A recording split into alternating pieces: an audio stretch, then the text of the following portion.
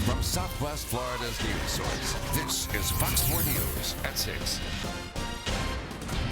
Now at 6:04 in your corner, following two breaking stories at this hour. Lee County Sheriff deputies say they've got their man in a horrific triple homicide involving a pregnant mother. It has shaken Lehigh Acres to its core.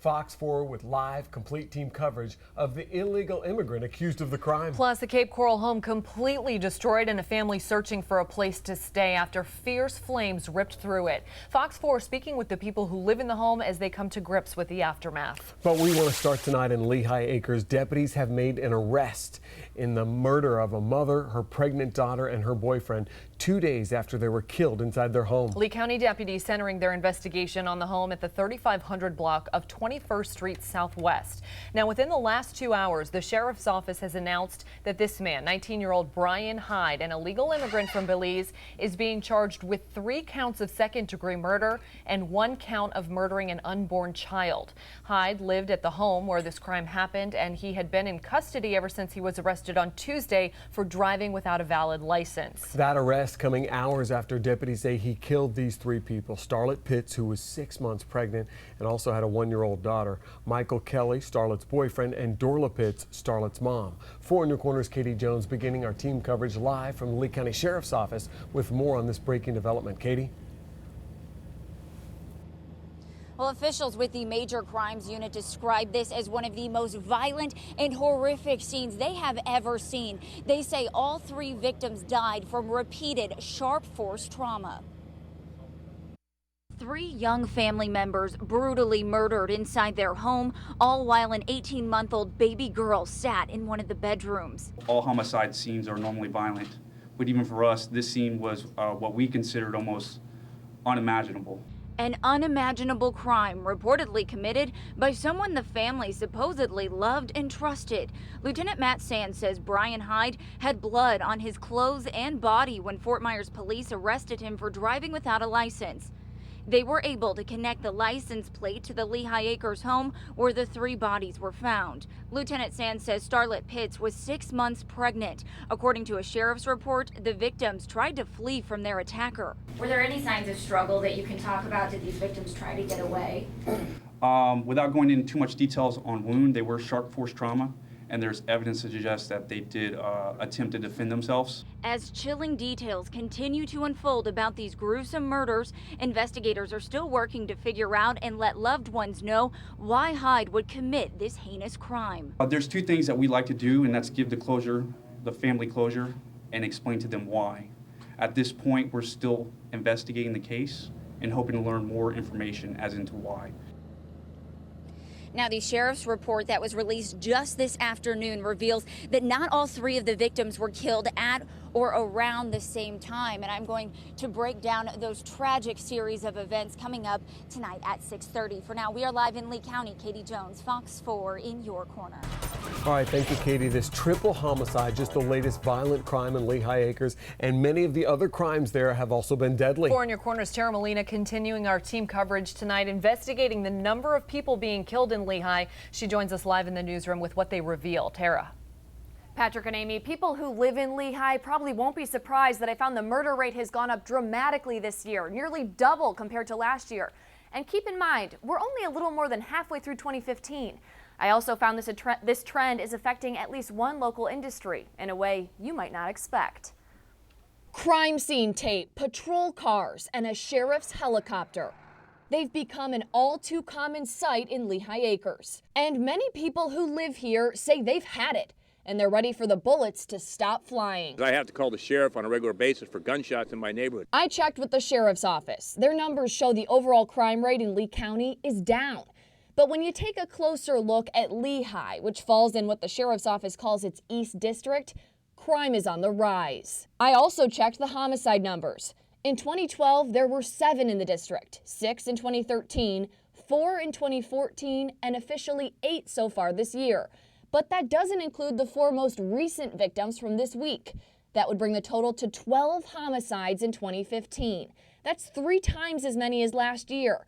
And that's with 5 months left to go in 2015. The troubling trend is actually good for at least one industry in Lee County. Security experts tell me when crime spikes like this, so do the number of people wanting to secure their homes and their families. Vaughn Marr has worked in home security for more than 20 years. We get calls from everywhere when a rise in crime happens. He says there's been increasing demand for his services in Lehigh in recent years.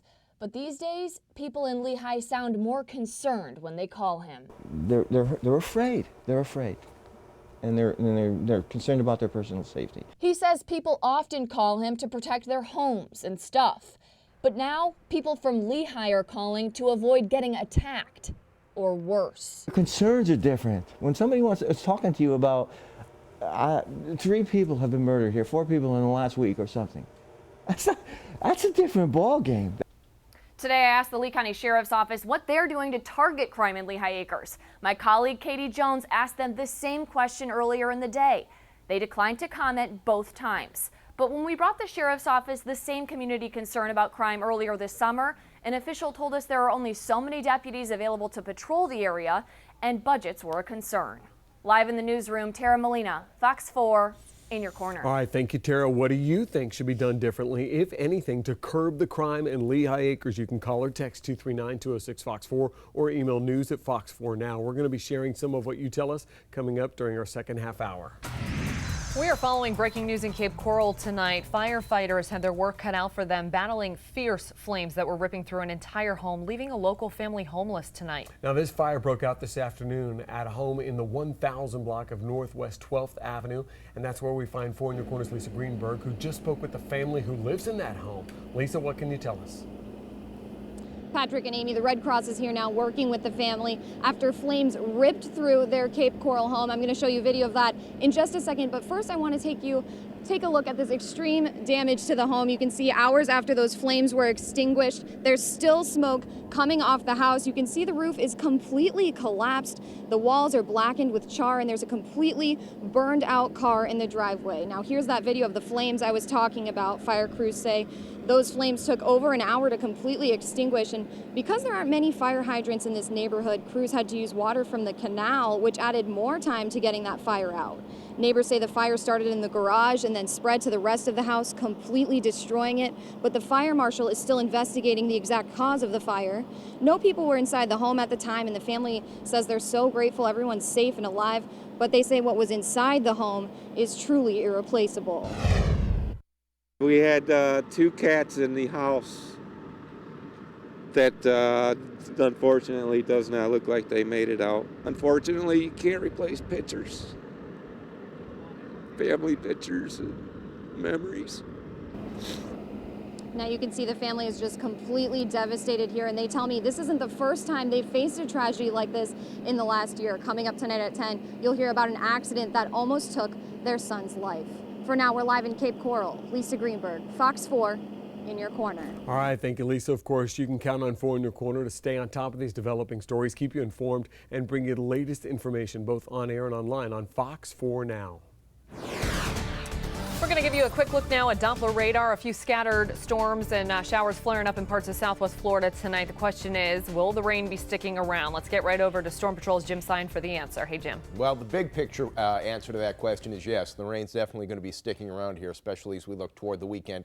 Let me show you our Zoom Tan Sky Cam, our live camera at the Charlotte Harbor Event and Conference Center, actually looking toward downtown Port Charlotte. The rain has begun in Port Charlotte, and this is probably just the beginning of the rain for this evening. Take a look at the power of 4 Doppler radars. We have a very active thunderstorm deep inland. Starting to see some showers pop up in Charlotte County, and thanks in part to an outflow boundary, I think we're going to start to see more showers and thunderstorms over the next couple of hours develop in the area that I circled right there. Let's zoom in on the active weather. This is a thunderstorm that's south of Arcadia. It's moving almost directly from the west to the east.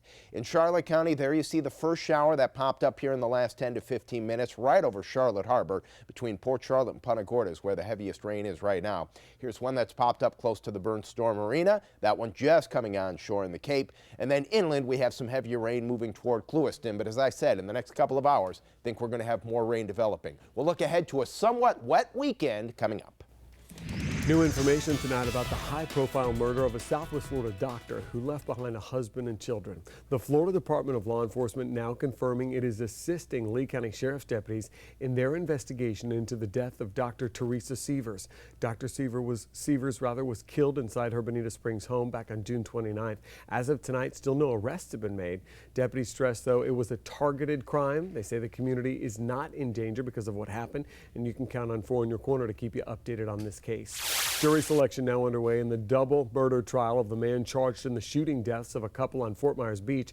It happened in May of last year. 71-year-old Michael Spiegel has pleaded not guilty to second-degree murder and arson charges. Prosecutors say he shot and killed his ex-wife, Marilyn Spiegel, and her new boyfriend, Harry Carlip, on their boat at Salty Sam's Marina. This before he allegedly tried to set the boat on fire to cover it up. A 4th grade teacher at a private school in Naples resigning after she was arrested on prescription drug fraud charges. Lee County Sheriff's investigators say they do consider this a case of, quote, doctor shopping. 44-year-old Kelly Noyes, a teacher at the Village School of Naples, facing 25 counts. She's been released from jail on bond. According to the report, Noyes received large amounts of Tucinex and hydrocodone syrup over the last year from more than 10 different urgent care doctors in Lee and Collier counties. One man remains in the hospital tonight after police say he was hit by a car and knocked from his wheelchair on Sanibel Island. Sanibel police say Douglas Tobar was a paraplegic and he was coming home, from dinner when he was hit from behind on Casa Ibel Road. Police say 2 nurses eventually found Tobar lying in the road. They called for help. Police say he remains at Lee Memorial Hospital. He's in serious condition. And tonight the search continues for whoever's responsible here. Police say the suspect may be driving a blue or purple car that will likely have damage on it now. If you have any information that can help them solve this crime, you're asked to call Crime Stoppers. It's 1-800-780-TIP. Lee County detectives asking for your help tracking down suspects who may be linked to several recent business burglaries in North Fort Myers.